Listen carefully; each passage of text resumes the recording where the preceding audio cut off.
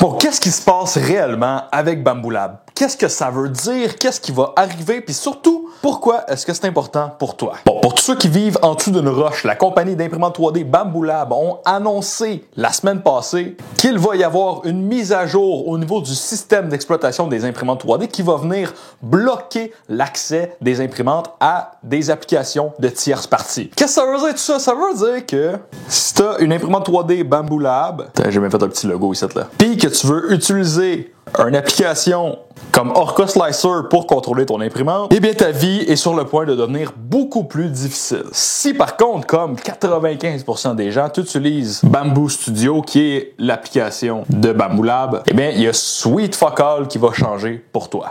Mais pourquoi est-ce que Bambu coupe l'accès avec des parties tierces? Puis, by the way, il coupe pas réellement, il rend ça juste plus difficile. C'est tout simplement pour une question de sécurité. Tu vois, Bambu roule sur un système qu'on appelle le système Clipper. Le système Clipper, il va connecter l'imprimante à ton réseau Wi-Fi. Donc, on va imaginer un petit nuage pour le réseau Wi-Fi. Et la façon qu'on contrôle l'imprimante, eh bien, c'est en prenant notre ordinateur, notre laptop, peu importe. On prépare notre fichier d'impression et on l'envoie au cloud que l'imprimante est connectée et c'est le cloud qui s'occupe de contrôler l'imprimante. Mais ça peut être extrêmement dangereux parce que, admettons que tu as Johnny, il se connaît un peu avec l'informatique et réussit à hacker dans ton network de chez vous. Il prend le contrôle de ton imprimante, il désactive les sécurités dans ton imprimante, puis il la fait chauffer au point que l'imprimante pogne en feu. Qu'est-ce qui se passe? Tu perds ta maison, bien évidemment, peut-être même des vies, hein, c'est extrêmement dangereux. Puis là, si Johnny a fait ça à 2-3 différentes machines, eh bien,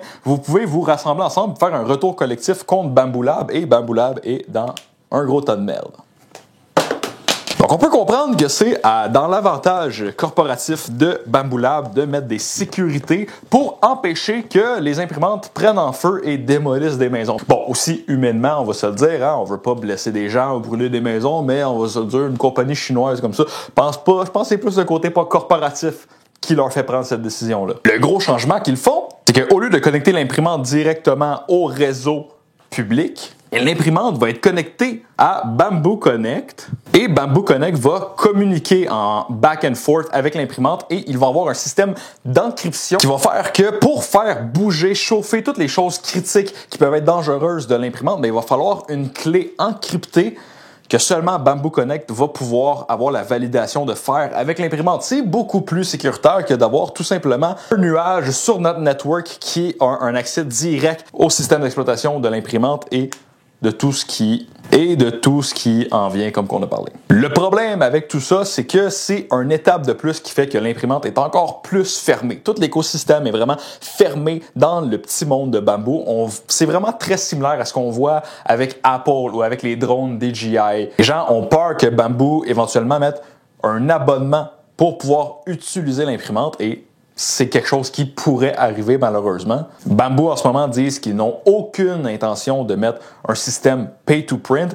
Puis j'ai tendance à les croire parce que s'ils mettent un système pay-to-print, ça va faire en sorte que les gens voudront plus acheter leur imprimante chez Bambu. Ils vont l'acheter ailleurs. Il y a de la compétition à pu finir. Il y a du Creality, du Anycubic, Prusa, plein de super bonnes imprimantes qui sont beaucoup plus ouvertes, beaucoup plus accessibles. Puis si Bambu mettait vraiment l'abonnement, le pay-to-print, je pense que ça viendrait mettre le bâton dans leur roue qui pourrait être assez catastrophique au niveau de leur vente chez les hobbyistes. Maintenant, est-ce que Bambu veulent expandre leur marché au niveau des hobbyistes, des gens comme moi et toi, ton cousin, peu importe, qui veulent faire des projets dans leur sous-sol, ou est-ce qu'ils veulent aller chercher une clientèle un peu plus industrielle, un peu plus commerciale, qui, eux, cherchent des imprimantes all-in-one, tu sais, les Stratasys de ce monde, les Ultimaker, toutes ces imprimantes-là, c'est des imprimantes qui sont extrêmement fermées, mais qu'une compagnie, mettons une firme d'ingénierie, peut acheter cette imprimante-là, puis en utilisant leur filament, en utilisant leur système d'exploitation, leur slicer,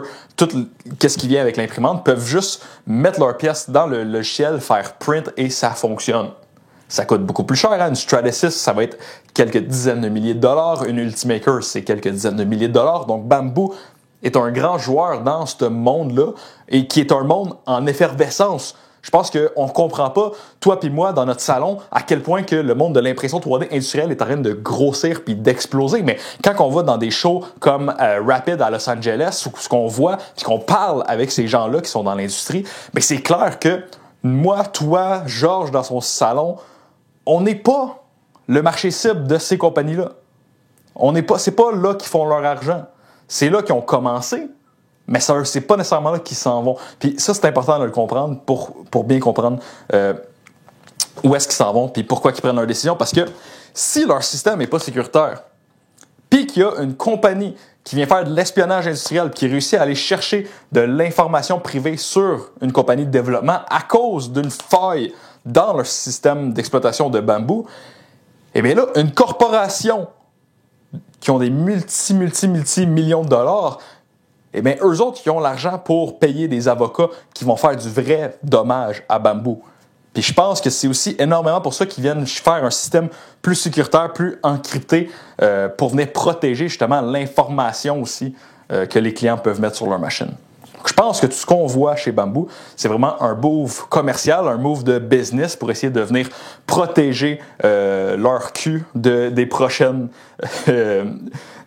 poursuites judiciaires. Hein. Je pense qu'il y a eu une petite dose de justice avec ce qui est arrivé avec Stratasys. Puis là, ils font comme « Oh, attends un peu, il faut qu'on se prépare au futur de où est-ce que notre compagnie s'en va parce que ça sera pas long qu'on va se faire chauffer le cul. » Là-dedans, les consommateurs comme toi et moi, ça se peut qu'on écope de tout ça, mais tout simplement si la situation dégénère vers le pay-to-print puis les murs à pu finir qui vont faire que nos imprimantes vont être obsolètes, ben je parlerai plus de Bamboo Lab comme une bonne imprimante à acheter. Puis le move va se faire, puis c'est un marché qui est tellement dynamique que ça va prendre une question de quelques années que Bamboo Lab sera même plus dans le même bassin du consommateur, puis tout simplement Bamboo va devenir une imprimante comme les Ultimaker, comme les Stratasys de ce monde qui vont être dans leur catégorie commerciale et qui vont faire énormément d'argent, qui vont être très contents, puis qu'on n'utilisera pas. Tout simplement, on va recommencer à utiliser du Prusa, on va recommencer à utiliser du Creality, puis on va être content.